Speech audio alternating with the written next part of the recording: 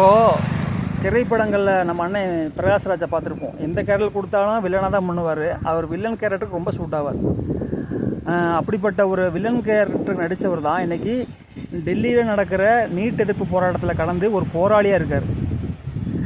நம்ம இன்றைக்கி அதே சினிமாவில் நடித்த ஒரு ஹீரோ, மக்களுக்கு ஏதோன்னா இறங்கி ஓடுறவர், அப்படி பெண்களுக்கு ஒன்றா இறங்கி அப்படி காப்பாற்றுறவர், அப்படி ஸ்பைடர்மேன் மாதிரி அப்படி அவ்வளோ எனர்ஜிட்டிக்காக போய் காப்பாற்றுறவர். ஆனால் அதே மனிதர் தான் இப்போ தமிழ்நாட்டில் ஒரு டம்மி பீஸாக இருக்கார். ஆனால் இன்றைக்கும் கூட ஒரு படம் ரிலீஸ் ஆகுது. மக்கள் பிரதிநிதியாக ஒருத்தர் போய் பார்க்குறாரு. அவர் முக்கியமான அமைச்சர் ஓன்னு ஒப்பாரி இருக்கிறார். என்னான்னு கேட்டால், ஒருவேளை நீட் எதிர்ப்பு போராட்டத்தில் மக்கள் கலந்துருக்குறாங்க, ஒருவேளை அதுக்கு அழுகிறார் போடுறது அப்படின்னு பார்த்தா, இந்த படம் தான் ஒரு கடைசி படம், அதனால தான் அழுதுகிட்டு இருக்கு அப்படின்றார். ஒரு மக்கள் பிரதிநிதியாக இதை பண்ணுறதுக்கு உங்களுக்கு கூச்சம் இல்லையா?